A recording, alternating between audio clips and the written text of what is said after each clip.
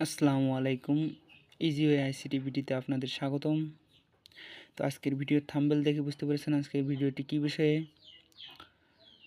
তো চলুন বেশি কথা না বাড়িয়ে শুরু করা যাক।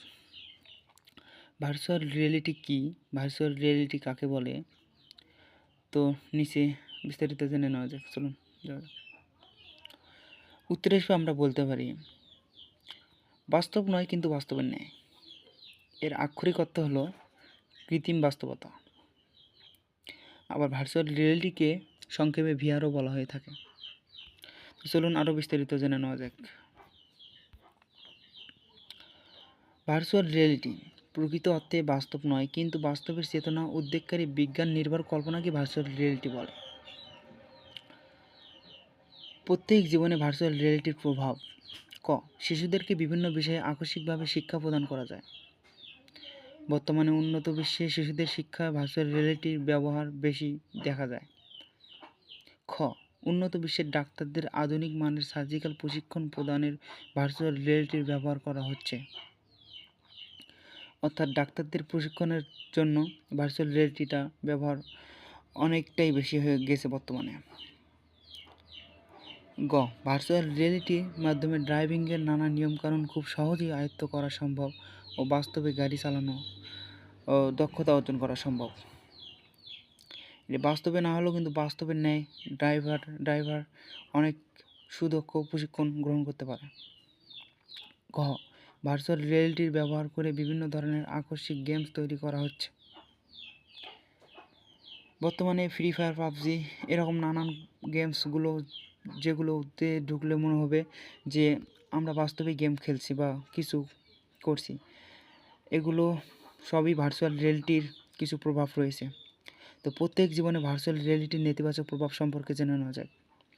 ভার্চুয়াল রিয়েলিটির সরঞ্জামাদির দাম অনেক চড়া হওয়ার কারণে সাধারণ মানুষের নাগালের বাইরে।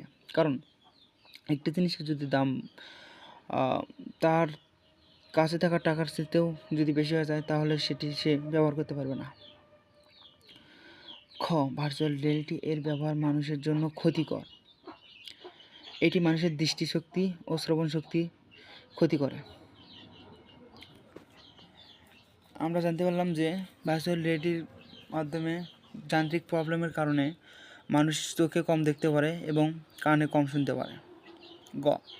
ভার্চুয়াল রিয়েলিটির মাধ্যমে মানুষ তার কল্পনার রাজ্য ইচ্ছামতো বিচরণ করতে পারবে। অনেক সময় ধরে কল্পনার জগতে থাকলে বাস্তবতা থেকে আস্তে আস্তে দূরে সরে যাবে, ফলে পৃথিবীতে বিপর্যয় নেমে আসবে। অর্থাৎ সে কল্পনার জগতে থাকতে থাকতে সে একসময় ভুলেই যাবে যে পৃথিবীটা আছে বা তার বাস্তবে কিছু আছে, বাস্তবটা ভুলে যাবে, কিন্তু ভার্চুয়াল সে অবাস্তবের দিকে বেশি আসক্তি হবে। ভার্চুয়াল রিয়েলিটিতে মানুষ বাস্তবের চেয়ে ভালো পরিবেশ ও মনের মতো পরিবেশ পাবে, ফলে তারা পারস্পরিক ক্রিয়া হ্রাস পাবে এবং মনুষ্যত্বহীনতা বেড়ে যাবে, ফলে মানব সমাজ বিলুপ্ত হতে থাকবে। অর্থাৎ আমাদের ছোটো থেকে অনেক ইচ্ছে, আমরা বিভিন্ন মুভি, নাটক, সিনেমা দেখেছি যে ওই রকম রাজা বাদশাহ হব এরকম।